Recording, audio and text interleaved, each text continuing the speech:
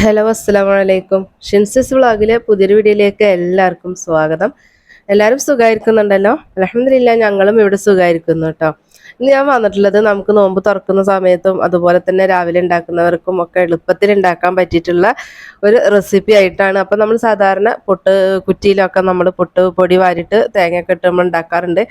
അപ്പം അതിനും എളുപ്പമായിട്ട് നമുക്ക് ഒറ്റയടിക്ക് തന്നെ ഒരുപാട് എണ്ണം കിട്ടുന്ന രീതിയിൽ നമുക്ക് ഉണ്ടാക്കിയിട്ടുള്ള ഒരു റെസിപ്പിയാണ് കേട്ടോ.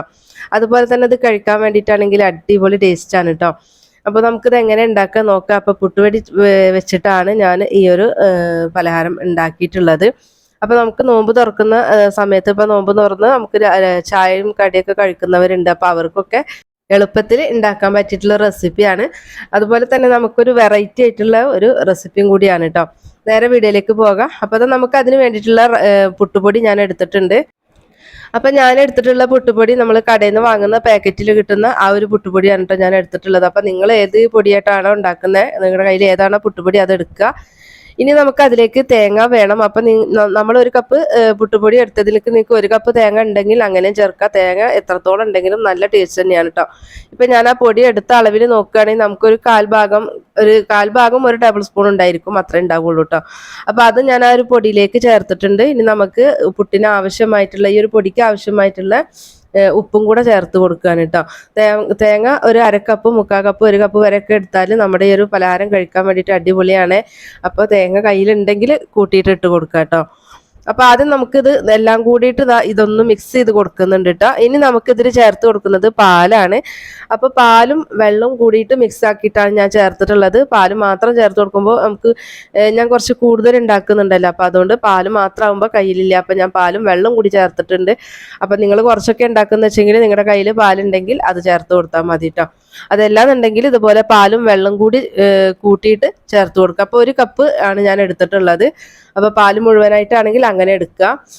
എന്നിട്ട് ഇത് നന്നായിട്ട് തന്നെ ഒന്ന് മിക്സ് ചെയ്തിട്ട് നമുക്കൊന്ന് യോജിപ്പിച്ചെടുക്കണം കേട്ടോ.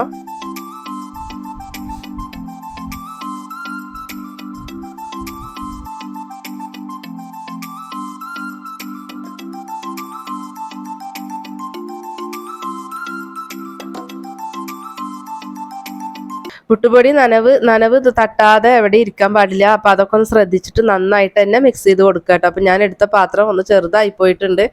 അപ്പോൾ എടുക്കുമ്പോൾ പാത്രത്തിൻ്റെ വലിപ്പം നോക്കിയിട്ട് ഒന്ന് എടുക്കണം കേട്ടോ. കുറച്ച് കൂടുതൽ പൊടി ഉള്ളതല്ലേ. അപ്പോൾ ഇനി ഒരു 10 മിനിറ്റ് ഞാൻ അതിവിടെ വെക്കുന്നുണ്ട് കേട്ടോ. ഇങ്ങനെ ഒരു ലൂസ് രീതിയിലാണ് നമുക്ക് വേണ്ടത് കേട്ടോ. 10 മിനിറ്റ് ഇരിക്കട്ടെ. ഇപ്പൊ നമ്മളിതാ ഈ ഒരു പൊടി നനച്ച് വെച്ചിട്ട് 10 മിനിറ്റ് ആയിട്ടുണ്ട്. അപ്പൊ ഇനി നമുക്ക് ഇത് ഉണ്ടാക്കാൻ വേണ്ടിയിട്ട് തുടങ്ങാം. അപ്പൊ ഈ ഒരു രീതിക്കാണ് കേട്ടോ നമ്മുടെ ആ ഒരു പൊടി ഇരിക്കേണ്ടത്. ഒന്ന് ലൂസായിട്ട് ഒരു കുഴഞ്ഞ പരുവത്തിലാണ് കേട്ടോ നമുക്ക് പൊടി വേണ്ടത്. ഇതുപോലെയാണ് വേണ്ടത്. അപ്പൊ നിങ്ങൾ പൊടി നമ്മുടെ എടുത്ത ആ ഒരു പുട്ടുപൊടിക്ക് അനുസരിച്ചിട്ടായിരിക്കും വെള്ളം ചേർക്കുന്നത് കേട്ടോ. അപ്പൊ ഞാൻ 1 കപ്പ് ഫുള്ളായിട്ട് ചേർത്തിട്ടുണ്ടായിരുന്നു. അപ്പൊ എനിക്കത് പാകമായിട്ടുണ്ട് കേട്ടോ. അപ്പൊ ഇനി നമ്മളിത് ഇഡ്ഡലി തട്ടിലാണല്ലോ ചെയ്യണത്. അപ്പൊ ഇഡ്ഡലി തട്ടിൽ ഞാൻ കുറച്ച് ഓയിലൊക്കെ ഒന്ന് ഗ്രീസ് ചെയ്ത് കൊടുക്കുന്നുണ്ട്.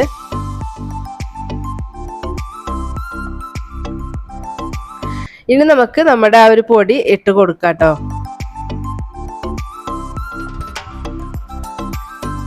പൊടി ഇട്ട് കൊടുത്തിട്ട് നല്ലോണം ഒന്ന് ഇങ്ങനെ പ്രസ് ചെയ്യല്ല, ഒന്ന് ലെവലാക്കി കൊടുക്കുകയാണ് കേട്ടോ. മേൽഭാഗവും സൈഡ് ഭാഗമൊക്കെ ഒന്ന് ലെവലാക്കി കൊടുക്കുകയാണ്. പിന്നെ ഞാൻ ആദ്യം ഇട്ട് കൊടുത്തതിൽ എനിക്ക് ഇത്തിരി പൊടി കൂടുതൽ ഇട്ടതുപോലെ തോന്നിയിട്ടോ.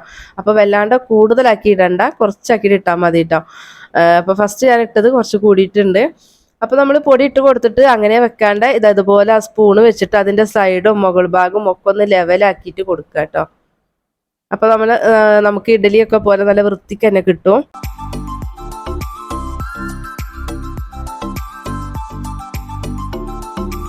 അപ്പം അങ്ങനെ ഞാൻ 2 തട്ടും ഒന്ന് ഫില്ല് ചെയ്യട്ടെ അങ്ങനെ കേട്ടോ. മാവ് ഒത്തിരി അങ്ങോട്ട് നമ്മൾ സാധാരണ പുട്ടുകുറ്റിയിൽ ഉണ്ടാക്കുന്ന പോലെ ഡ്രൈ ആയിട്ടുള്ള പൊടി ആവരുത്. ഇത്തിരി കുഴഞ്ഞ രീതിയിലായിരിക്കണം നമ്മുടെ ആ ഒരു പൊടി ഇരിക്കാൻ വേണ്ടിയിട്ട് കേട്ടോ.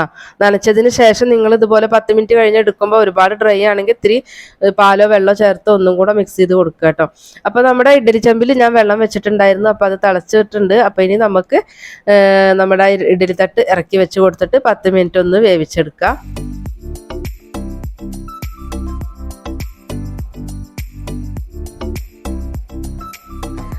ഇപ്പൊ നമ്മുടെ ആ ഒരു പലഹാരം ആയിട്ടുണ്ട് കേട്ടോ. അപ്പൊ ഞാൻ ഇഡലി ചെമ്പെന്ന് ഇത് എടുക്കുകയാണ്.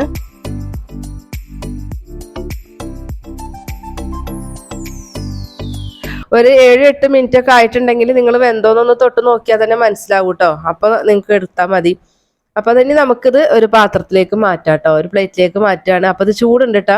അപ്പോൾ ചൂട് സമയം ഉണ്ടെങ്കിൽ ഒന്ന് തണുക്കാൻ വേണ്ടി വെയിറ്റ് ചെയ്യുകയൊക്കെ ചെയ്യാം കേട്ടോ. അപ്പോൾ ഞാനിത് ആ കട്ടിച്ചൂടൊന്ന് വിട്ടിട്ടുള്ളൂ, എന്നാലും ഇപ്പോഴും ചൂടുണ്ട്. എന്നാലും ഞാനിത് മാറ്റുകയാണ് ഇഡലി തട്ടുന്നത് കേട്ടോ. അപ്പോൾ ഒരു സ്പൂൺ വെച്ചിട്ട് ഞാൻ ജസ്റ്റ് ഒന്ന് അതുപോലെ ഒന്ന് ചുറ്റിച്ച് കൊടുക്കുന്നുണ്ട്. അപ്പോൾ തന്നെ നമുക്ക് ആ ഒരു പലഹാരം അതിൽ നിന്ന് പോരും കേട്ടോ. നമുക്ക് വല്ലാണ്ട് അങ്ങോട്ട് ഒട്ടി പിടിച്ചിട്ട് വൃത്തിയില്ലാതൊന്നും അല്ല കിട്ടുക. കണ്ടോ, നല്ല നീറ്റായിട്ട് തന്നെയാണ് അടിഭാഗമൊക്കെ കിട്ടിയിട്ടുള്ളത്. അപ്പോൾ സൈഡൊക്കെ ഒന്ന് വിടിയിപ്പിച്ച് കൊടുത്താൽ മതി കേട്ടോ.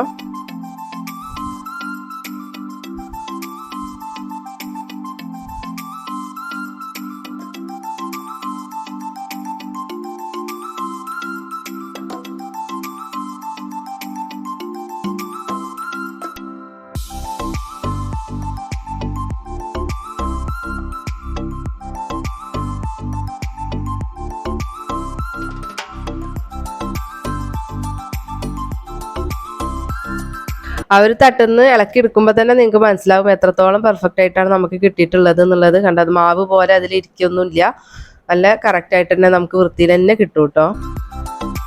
ആ പൊടിയുടെ നമ്മൾ ആ വെള്ളം ചേർക്കുന്നതിൻ്റെ അളവ് ഒന്ന് കറക്റ്റ് ആയാൽ മതി. ഒരു സോഫ്റ്റ് ആയിട്ട് കുഴഞ്ഞ രീതിയിലുള്ള ഒരു പൊടിയായിട്ട് വേണം നമുക്ക് കിട്ടാൻ വേണ്ടിയിട്ട് കേട്ടോ.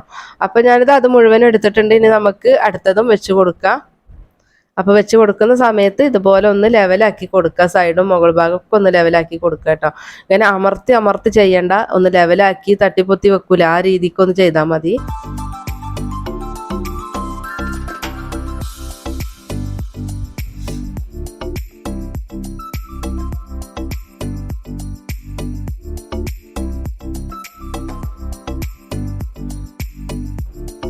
ഇപ്പം നമ്മുടെ പുട്ടുപൊടി വെച്ചിട്ടുള്ള ഈസി ആയിട്ട് റെസിപ്പി നമ്മളിതാ ചെയ്തെടുത്തിട്ടുണ്ട്. അപ്പോൾ നിങ്ങൾ എല്ലാവരും ഉണ്ടാക്കി നോക്കുക കേട്ടോ. അപ്പോൾ ഒരു വെറൈറ്റിയും കൂടിയാണ്, കഴിക്കാനാണെങ്കിൽ അടിപൊളിയാണ്. നമ്മൾ പാലും തേങ്ങയൊക്കെ ഇതിൽ ചേർത്തിട്ടുള്ളത്. അപ്പോൾ തേങ്ങ കുറച്ചും കൂടെ ഒക്കെ തേങ്ങ ആവാട്ടോ. അപ്പം ഞാൻ കുറച്ച് തേങ്ങയാണ് ചേർത്തിട്ടുള്ളൂ. കുറച്ചുകൂടെ തേങ്ങയൊക്കെ ഉണ്ടെങ്കിലും കഴിക്കാൻ നല്ല ടേസ്റ്റ്. അതുപോലെ ഇത് കറി ഇല്ലെങ്കിലും കഴിക്കാൻ അടിപൊളിയാണ്. അതുപോലെ നമുക്ക് എന്ത് കറിയുടെ കൂടെ ആണെങ്കിലും ഇത് ബെസ്റ്റ് കോമ്പിനേഷനും കൂടിയാണ് കേട്ടോ. നമുക്കിതിൻ്റെ കൂടെ ഏത് കറിയും അടിപൊളിയാണ്. അപ്പോൾ എല്ലാവരും ട്രൈ ചെയ്ത് നോക്കുക. അത് കാണുമ്പോൾ നിങ്ങൾക്ക് ഇഡ്ഡലി പോലൊക്കെ ഉണ്ടല്ലേ. അപ്പോൾ നമ്മുടെ ആ ഒരു മാവിൻ്റെ പാകം കറക്റ്റ് ആണെങ്കിൽ നമുക്ക് ഇതുപോലെ തന്നെ കിട്ടും കേട്ടോ. അപ്പോൾ എല്ലാവരും വീഡിയോസ് മുഴുവനായിട്ട് കാണുക.